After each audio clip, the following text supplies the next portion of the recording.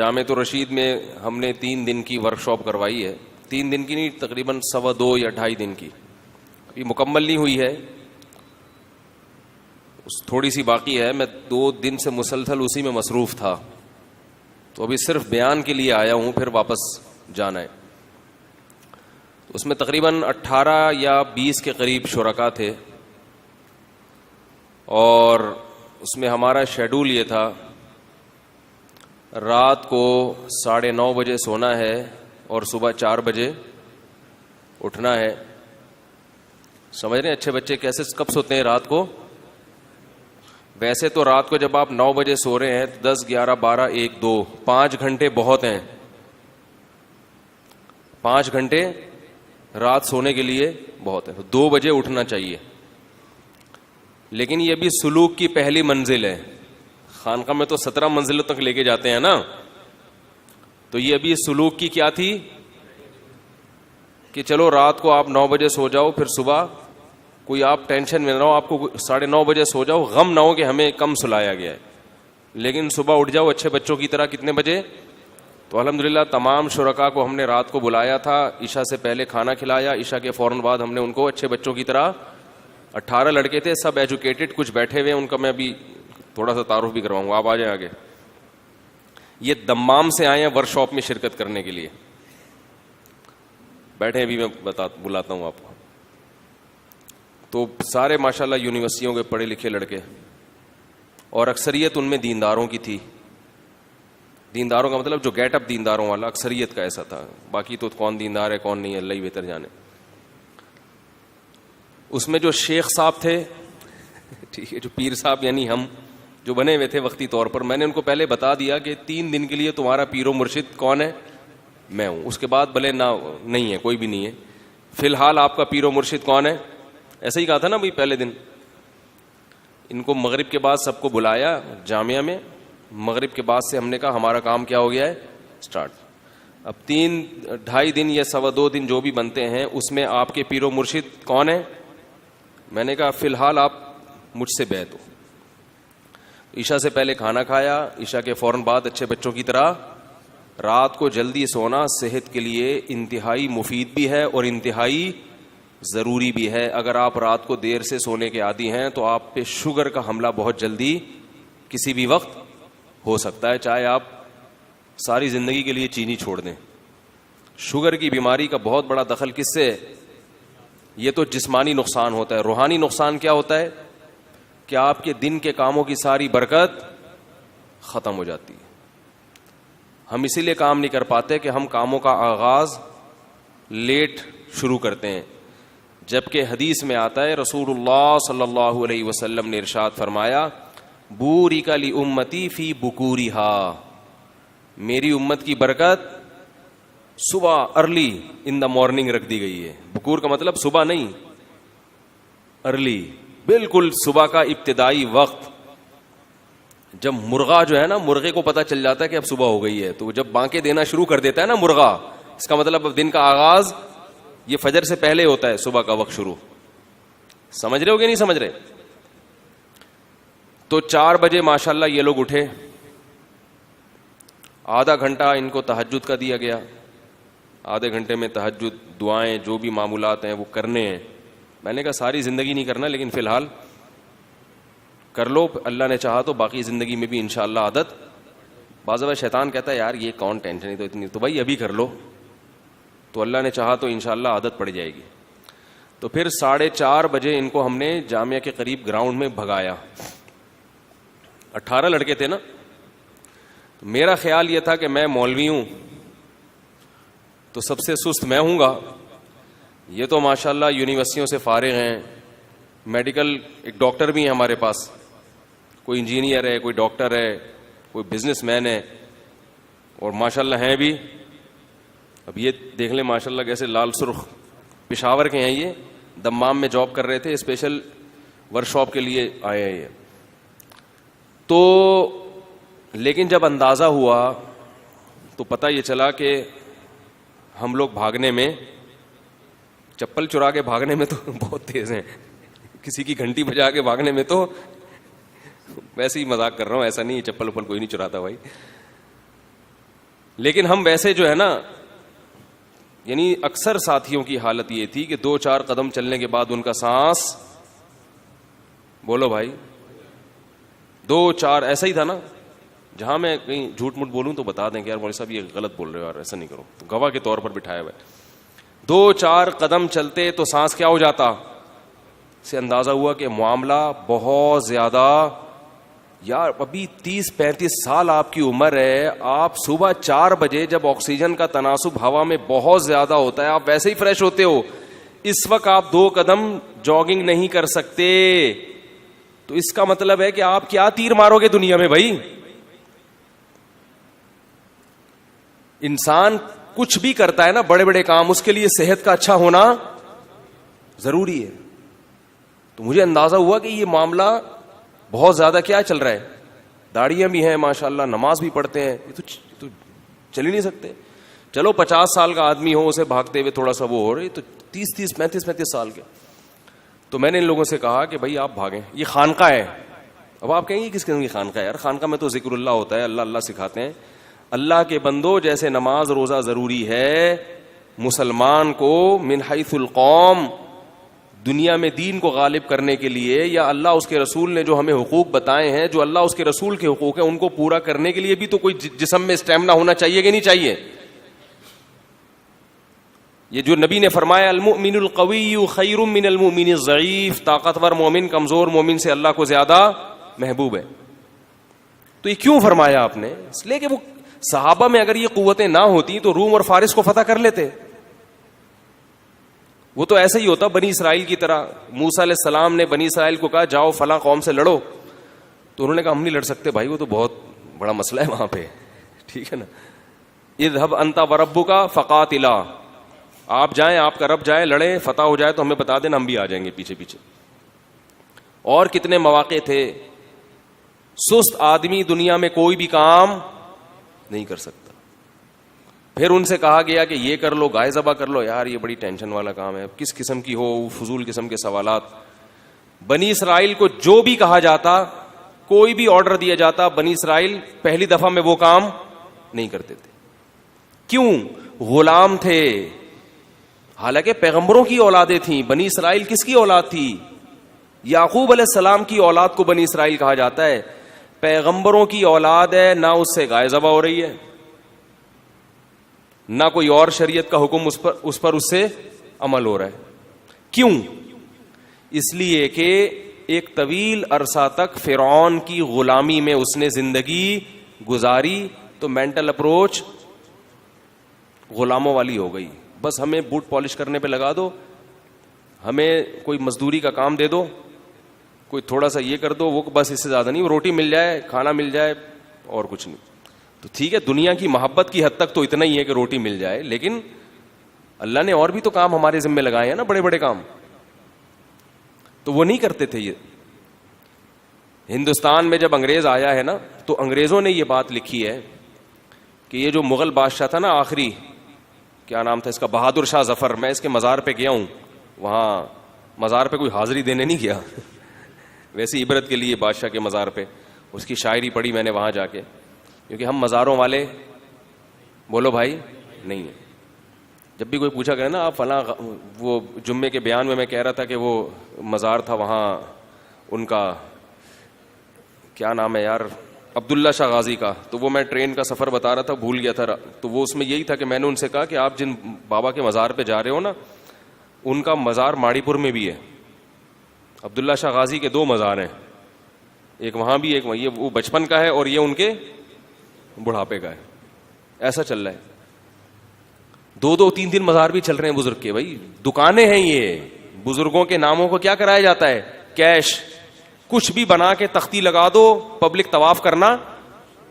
جیسے ایک آدمی عجائب گھر گیا تو ایک کھوپڑی رکھی ہوئی تھی, پوچھا یہ کس کی کھوپڑی ہے, وہ عجائب گھر والوں نے تو پیسے بنانے کے لیے بنایا, نوادر لا کے رکھ دیے. کیا ثبوت ہوتا ہے کہ یہ, جیسے لاہور کا عجائب گھر ہے نا, حضرت علی کی تلوار, حضرت فاطمہ کی چادر, کچھ بھی نہیں ہے وہ, نہ حضرت علی کی تلوار ہے اور نہ حضرت علی کی پگڑی ہے, کچھ بھی نہیں, کوئی ثبوت نہیں ہے. یہ جو منہ مبارک دکھائے جاتے ہیں نبی کے, کوئی ثبوت نہیں ہے. پتہ نہیں اللہ معاف فرمائے کس کا بال اٹھا کے محمد صلی اللہ علیہ وسلم کی طرف منسوب کر دیتے ہیں. بہت بڑی گستاخی ہے یہ. تو کوئی سند نہیں ہے اس کی کہ یہ نبی صلی اللہ علیہ وسلم کا بال ہے. ایک حدیث ہم بغیر سند کے نہیں لیتے, تو آپ صلی اللہ علیہ وسلم کے جسم اطہر سے نکلا ہوا ایک ٹکڑا, آپ کے جسم کا حصہ, وہ بغیر سند کے کیسے مان لیں بھائی اس کو؟ کون اس کی گارنٹی دیتا ہے کہ مجھ سے فلاں نے بتایا؟ کوئی سند تو لے کر آؤ اس کی. تو وہ وہاں گئے, عجائب گھر ایک آدمی گیا تو ایک کھوپڑی رکھی ہوئی ہے, ویسے ہی پیسے بنانے کے لیے رکھی ہوئی تھی. اب جھوٹ تو پکڑا جاتا ہے نا, تو اس نے پوچھا یار یہ کس کی کھوپڑی ہے؟ انہوں نے کہا یہ سکندر اعظم کی کھوپڑی ہے.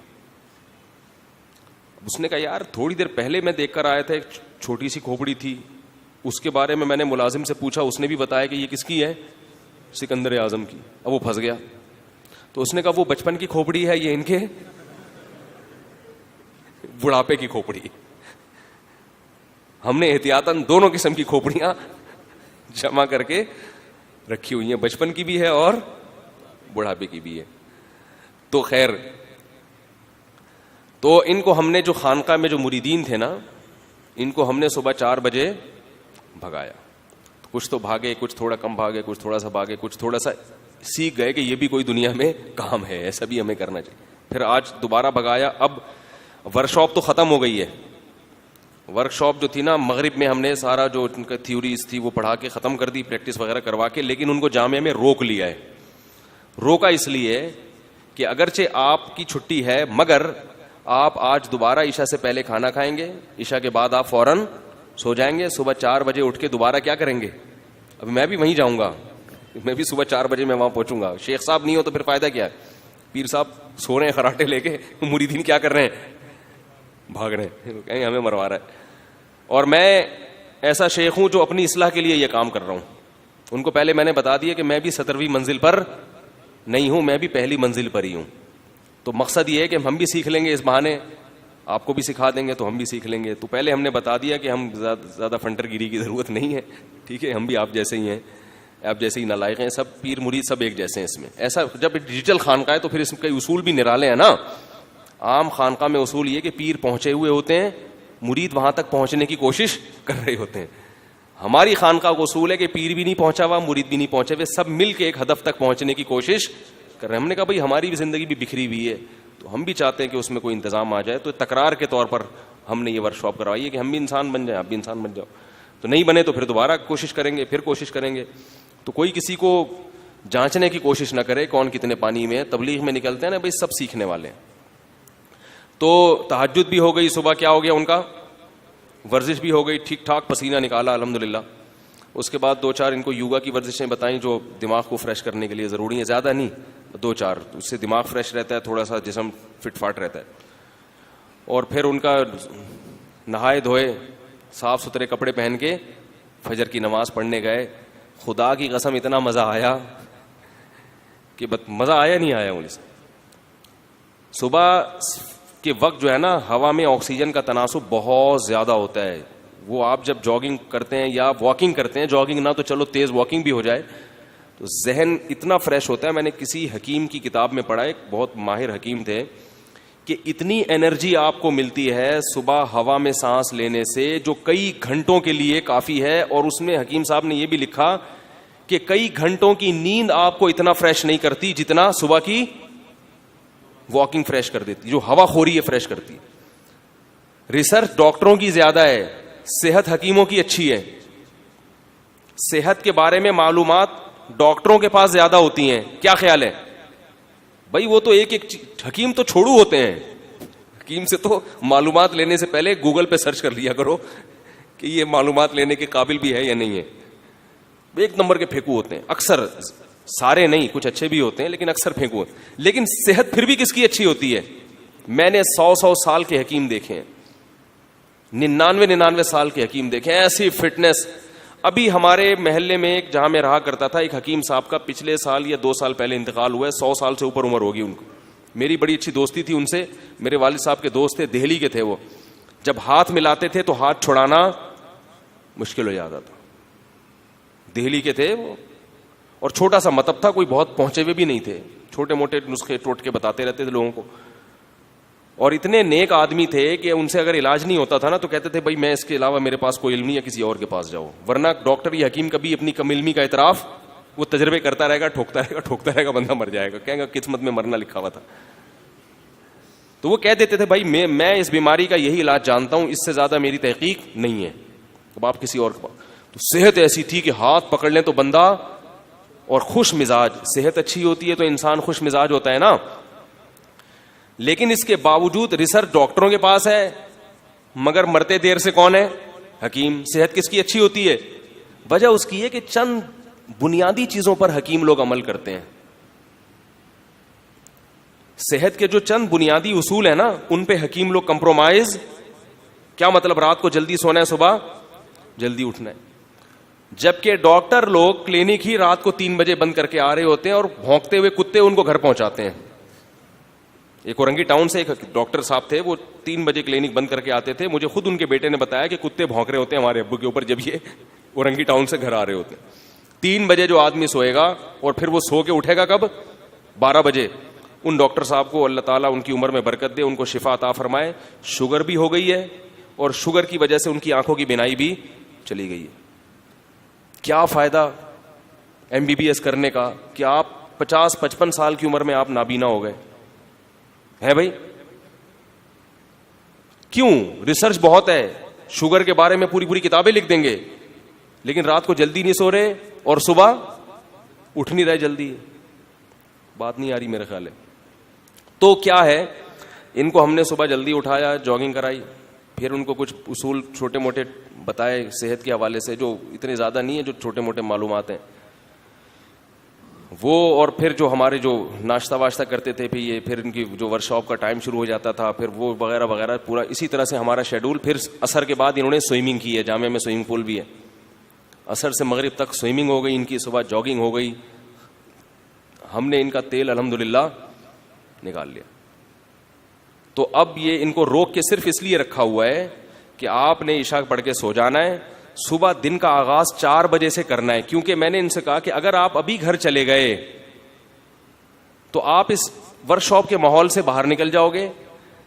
اب آپ نے کیا کرنا ہے, گھر جانے کے بعد, گھر نہیں جانا, یہاں سے اب یوں سمجھنا ہے کہ اب آپ گھر میں رات کو آرام کر رہے ہیں. صبح 4 بجے آپ جاگنگ کر کے نہا دھو کے فجر پڑھیں گے. پھر وہ فجر کے بعد بھی کچھ معمولات بتائے, تلاوت اور ذکر اور اشراق, وہ معمولات بھی اپنی جگہ. وہ معمولات کرنے کے بعد پھر آپ کہاں جائیں گے؟ ڈائریکٹ آفس جائیں گے. سمجھ میں نہیں آ رہی؟ تاکہ آپ کو پتا چلے کہ عام دنوں میں جب ہم آفس جاتے ہیں اور اس اسٹائل کے بعد اور ان ایکٹیویٹیز کے بعد جب آفس جائیں گے تو ہمیں کتنا فرق نظر آئے گا. سمجھ میں آ رہی ہے بات؟ تو یہ میں اتنی ڈیٹیل اس لیے بتا رہا ہوں کہ آپ لوگ بھی کریں. ورک شاپ نہیں بھی کریں تو یہ روٹین آپ لوگ گھر بیٹھے ویسے بھی بنا سکتے ہیں. ورک شاپ کا فائدہ ہوتا ہے کہ اجتماعی ماحول ہوتا ہے تو بن جاتا ہے. سمجھ میں آ رہی ہے بات؟ تو یہ دیکھ لیں آپ, یہ بیچارے آئے ہوئے ہیں وہاں سے دمام سے, انہوں نے کی, کہہ رہے ہیں مجھے بہت فائدہ ہوا. جتنے بھی لوگ تھے ماشاءاللہ سب کہہ رہے ہیں کہ یار بہت فائدہ ہوا. تو ہمارا جو دیندار طبقہ ہے, یہ میں نے اس لیے کیا کہ ہمارے ہاں دین کا جو تصور ہے نا وہ بہت محدود ہے. دیکھو بنی اسرائیل تھے, کچھ بھی نہیں کرتے تھے, صحابہ تھے سب بہت کچھ کر کے چلے گئے. کیونکہ صحابہ میں ایسے لوگ موجود تھے جو گھوڑے سے تیز دوڑنا جانتے تھے, صحابہ تیراکی جانتے تھے, صحابہ گھڑ سواری جانتے تھے, صحابہ راتوں کو کم سوتے تھے. آپ دیکھیں وہ تو رات بھر تہجد پڑھتے رہتے تھے. وہ سلیپ مینجمنٹ جانتے تھے کہ نیند کو کیسے مینج کیا جاتا ہے.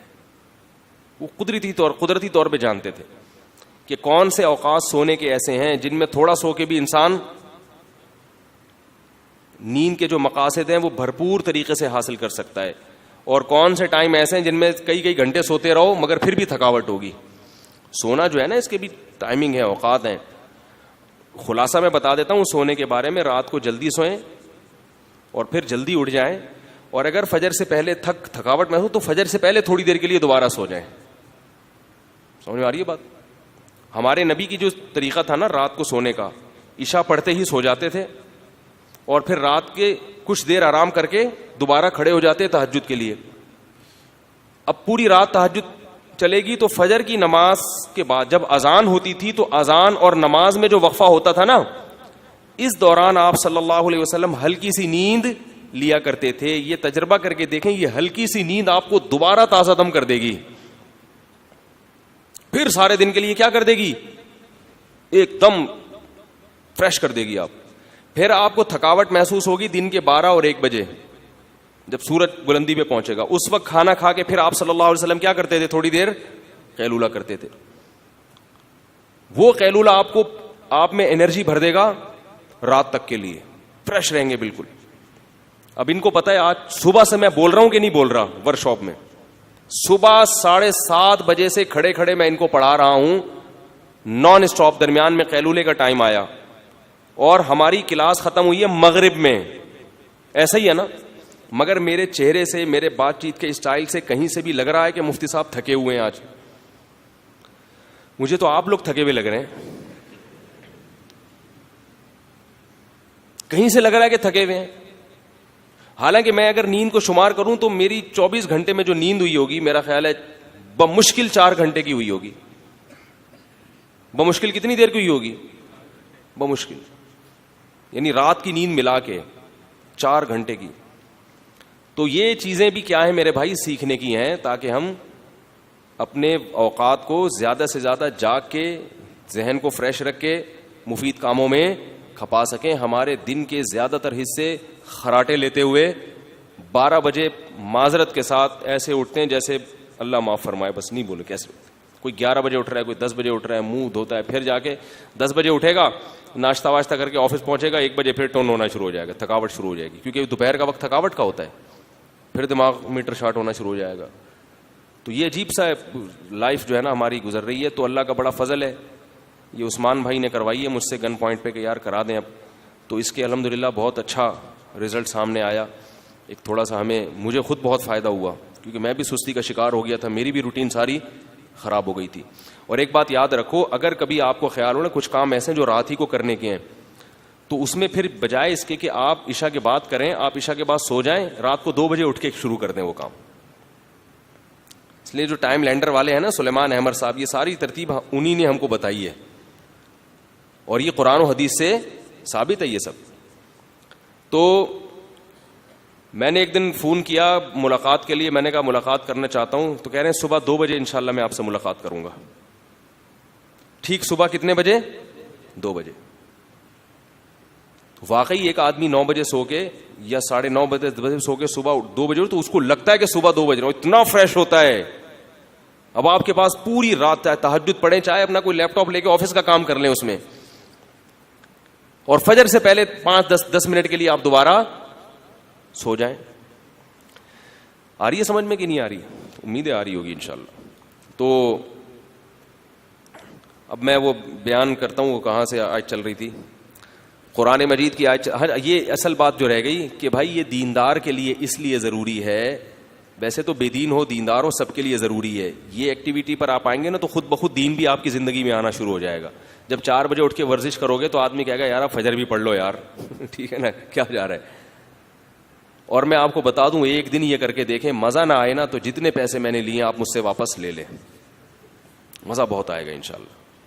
بہت سارا دن آپ کا اتنا اچھا گزرے گا, آپ کی آنکھوں میں روشنی آپ کو زیادہ محسوس ہوگی. تو یہ دینداروں کے لیے اس لیے ضروری ہے کہ ہمارے ہاں نمازی بھائی, حاجی اور عمرہ کرنے والے سست مشہور ہو گئے ہیں پوری دنیا میں.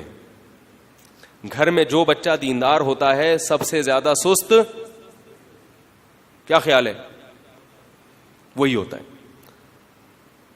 اچھا بھلا محلے کا ہیرو بنا ہوا پھر رہا ہوتا ہے, نماز روزے میں لگا تو بالکل ہر کام سے گیا, سوتا رہتا پڑا ہوا. تو اس کو کنٹرول کرنے کی ضرورت ہے, ہم سب کو ہے یہ روٹین. اور یہ غیر مسلم اس طرف آ رہے ہیں. چائنا میں پتہ ہے آپ کو, انہوں نے پوری مہم چلائی, انہوں نے ریسرچ کی کہ کام کے اوقات صبح ہیں, صبح ان کی یہ ریسرچ ہے میڈیکل, یعنی جو ان کے جو ماہرین ہیں نا وہ بھی یہی کہتے ہیں کہ صبح کے وقت میں کام میں برکت ہوتی ہے. یہ وہ بھی اس کے قائل ہو گئے ہیں. تو چائنا میں پوری ایک مہم چلی تھی ان کی حکومت کی طرف سے کہ قوم کو صبح جلدی اٹھنے کا عادی بناؤ.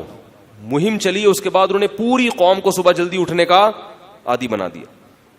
لہذا وہ پورا چائنا, جو لوگ چائنا میں رہتے ہیں وہ جا کے دیکھ لیں, فجر سے پہلے ان کے کام شروع ہو جاتے ہیں, فجر سے پہلے ان کی ایکٹیویٹی شروع ہو جاتی ہیں. یہ گریک کلب ہے نا یہاں سلیمان احمد صاحب کوئی ورک شاپ کروا رہے تھے, تو ہم گئے وہاں پر رہنے 3 دن کے لیے. تو اس کے قریب میں چائنیز آئے ہوئے تھے, غیر مسلم ہے لیکن ہم یہ دیکھتے تھے کہ وہ فجر سے پہلے اٹھ کے اپنے کام، فجر سے پہلے اٹھ کے ایکسرسائز کرتے ہیں، پھر باقی اپنے کام کا شروع کر دیتے ہیں. تو غیر مسلموں کو یہ چیزیں سمجھ میں آ گئیں. ابھی کسی نے بتایا کہ دبئی میں ایک گورے نے کسی کو کہا، جن کو کہا انہوں نے بتایا کہ مجھ سے گورا کہہ رہا تھا کہ یار تمہارے مذہب میں تو یہ ہے کہ صبح جلدی اٹھنا چاہیے، تو یہ پورا دبئی سوتا کیوں ہے 11 بجے تک؟ یہ تو عرب لوگ ہیں. اس نے کہا ہم جلدی اٹھتے ہیں اور یہ پڑے ہوئے سو رہے ہیں، جبکہ تمہارے مذہب میں تو تمہارے تو نبی نے فرمایا بوری کلی امتی فی بکوریہا، اللہ نے میری امت کی برکت صبح کے وقتوں میں رکھی ہے. باقی اس میں بہت سارے اشکالات ہیں. پونی جسے کہا جاتا ہے کہ یار صبح ہم اٹھ کے بیٹھ جائیں گے تو سارا گھر تو سو رہا ہوگا، ہم کیا کریں گے، نہ دکان کھول سکتے ہیں نہ آفس جا سکتے ہیں. تو جب آپ ورک شاپ میں آئیں گے تمام پونیاں آپ کے دلوں سے یہ اشکالات انشاءاللہ نکالیں گے کہ صبح کیا کیا گیا تھا. سمجھ گئے؟